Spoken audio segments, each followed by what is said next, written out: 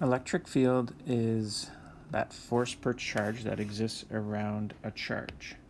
It's got the equation, it's E with a vector hat, KQ over R squared. So what do you do if you're asked to find the electric field because of two charges? There's no electric field equation with two Q's in it. There's no KQQ over R squared for electric field. KQQ over R squared is electric force. So if we've got two charges, a +4 here, a +4 there, for some reason we're curious about what's happening at this midway point. They're 30 centimeters apart, so the midway point is 15 centimeters from each. Instead of trying to find an equation with two Q's in it, we're going to use that electric field equation, the KQ over R squared. We're just going to do it twice. It's kind of like we're going to pretend there's only one charge at a time. So what if there just existed this charge?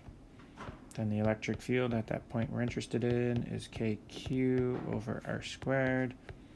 The K is 9 times 10 to the 9. The Q was 4 millis, that's 10 to the -3. And the R, R squared, the R was 0.15 squared. We can crunch that out and get a number. Then we're going to kind of ignore the other charge and pretend there's only this 4 and do the exact same thing. KQ over R squared.